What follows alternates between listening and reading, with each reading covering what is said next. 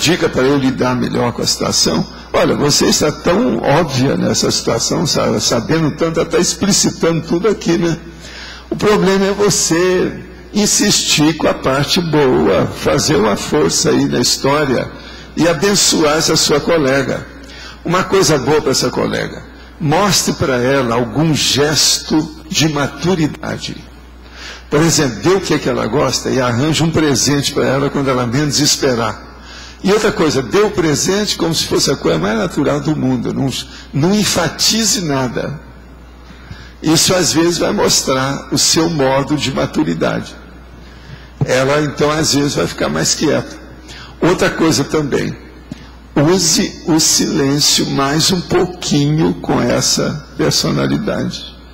Isso aí é a hora de ter o silêncio. Às vezes é melhor para poder conviver com a pessoa, né? Professor, letra C, por favor. C. C, professor. Sim.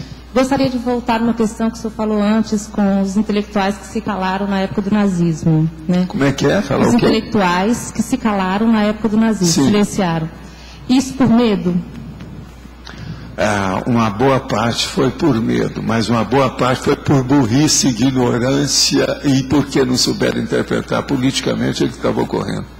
Se a gente for ler a história, você vê muito disso. Pode olhar. Quem já estudou muito a Segunda Guerra vai ver isso. O processo do nazismo, o problema do hitlerismo, o negócio não é fácil. Porque as Agora, muita repercussões... gente não soube interpretar aquilo. E é o que está acontecendo aqui, ó. Eles estão pensando de novo, já tem gente pensando a mesma coisa. Porque o negócio lá não foi na guerra que começou em 39, as coisas começaram mais ou menos em 1933. Agora, o povo não viu o alcance daquilo, que a coisa estava indo. Sabe, o rugido da tromba d'água já estava enorme, e o povo não estava dando valor para isso, que a tempestade não era tão grande. Agora, a coisa foi crescendo. Eles agora já tem gente que está falando que está a mesma coisa daquela época. Por quê? Está havendo uma crise. No período de crise, vem os excessos. Agora, os excessos políticos são os piores que tem. Muita coisa do Hitler, por exemplo, ele conseguiu manobrar aquelas milhões lá de alemães, foi por causa disso. Por causa do processo de carícia, a necessidade. Então ele pegou aonde doía para levantar o ânimo desse povo. Então agora é um perigo. Agora nós temos que estar de olho aqui nos extremistas, todo tipo de extremista, e abrir o olho. Porque na Europa já estão de olho agora nos nazistas, neonazistas, por causa dessa situação toda. Está havendo um processo na Europa, os 27 países que estão lá mexendo com o processo da União Europeia, tudo está nos jornais aí de ontem. O negócio está tudo em recessão, sem exceção. Recessão sem exceção. Dos 27, está no jornal aí ontem. Eu vi hoje, essa manhã, o jornal. Professor, porque se tivesse intelectuais que sabiam de tudo que estava acontecendo, entendendo... Alguns ficaram sabendo e caíram fora. Pois é isso. Por que eu exemplo, quero saber, aquele cara que eu falei mais. aqui, ó, que morreu, que suicidou aí em Petrópolis, no Brasil, que veio para o Brasil. Esse homem, ele viu uma opção de coisa, procurou sair, ele era intelectual, ele teve best-seller na Áustria, na Alemanha, por todo lado. Você está entendendo? Então, é o Stefan Zweig. Agora, esse é um. Mas existiram muitos assim. Por exemplo, o próprio Freud foi embora para a Inglaterra. Einstein foi embora para os Estados Unidos. O Werner von Braun foi embora para os Estados Unidos também. Até um certo ponto. Esses caras eram tipo intelectuais.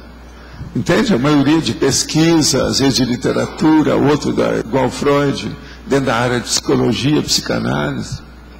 Agora, alguns viram, mas a maioria não teve o alcance de ver a coisa séria, grande, não. Muito pouca gente, todo mundo se deixou envolver ou caiu fora. Minha dúvida é a repercussão disso em vidas futuras, em outras vidas, né? Pois é, mas isso tudo, a interprisão Grupo Carmen é terrível, porque isso já vem de interprisão anterior. Está entendendo? A Segunda Guerra foi consequência da primeira. Tudo foi uma continuação.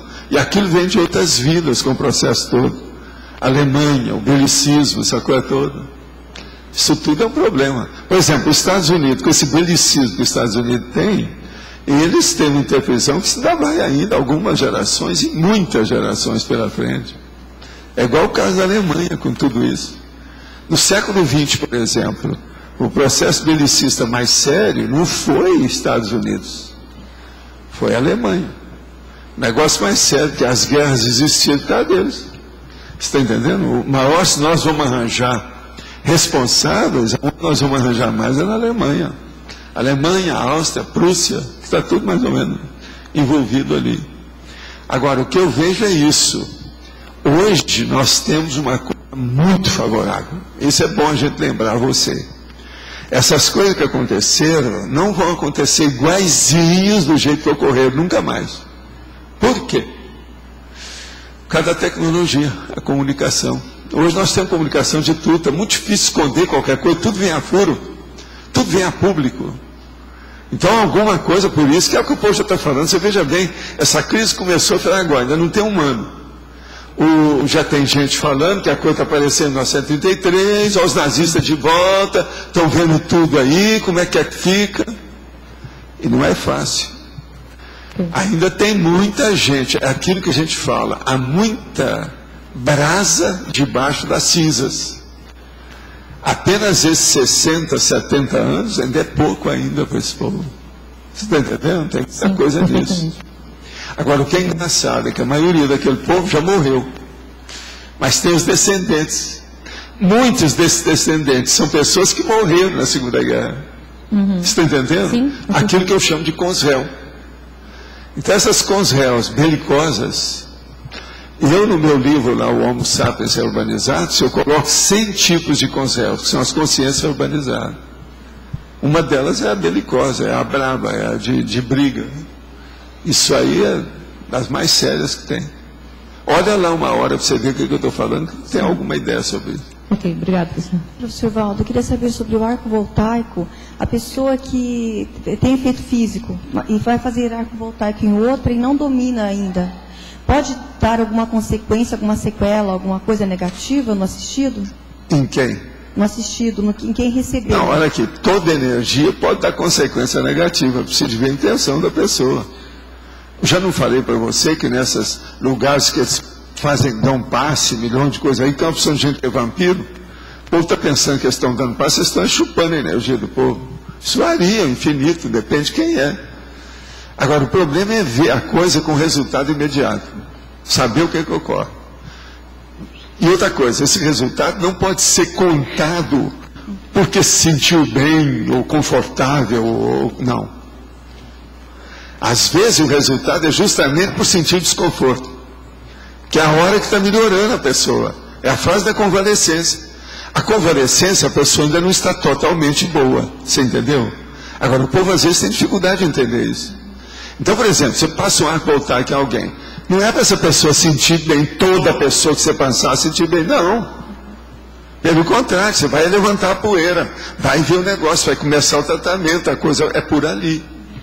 Por isso que a gente fala para a pessoa, olha, agora toma conta, vê o que é que você faz, olha bem como é que é. E a questão da parapercepção, quem está recebendo o arco voltaico pode também sentir na assimilação, sentir alguma coisa de quem faz o arco voltaico? Não, tudo é possível, se a pessoa aí que está fazendo isso permitir, né? Porque você tem que ver o seguinte, há um acoplamento áurico. Então, se há um acoplamento áurico, um pode passar para o outro. Mas agora, se é uma pessoa que está carente, ela não tem capacidade de entrar pelo outro lado. Ela está querendo vir a nós, não dá para estar doando, para sair, para se interessar fora. Você está entendendo? Então, isso priva, isso aí trava, não deixa acontecer uma coisa dessa, às vezes. Agora, por exemplo, no meu caso é difícil a pessoa saber o que eu quero. Porque do jeito que eu faço a energia, e o jeito que é, não tem jeito de vir de lá para cá. Você controla, então? Eu controlo tudo. Eu sei quando uma pessoa... Eu chego num lugar, eu sei se uma pessoa olhou e está me olhando, mesmo que ela esteja olhando para baixo. Eu, às vezes, sinto a energia. Agora, nesse caso meu, de arco voltaico, eu ponho tudo que eu posso. Eu estou, você está entendendo, totalmente doador dentro do processo. É assim que a gente faz. Você sabe disso, você é uma das pessoas que mais entende de arco voltaico aqui. Né? Você pode cantar de galinha no galinheiro inteiro, que você conhece tudo. Então, mas é justamente por isso que eu já senti o efeito das energias. Eu fico pensando, será que é uma pessoa que não domina? Qual é o efeito negativo? Deixa eu só te explicar.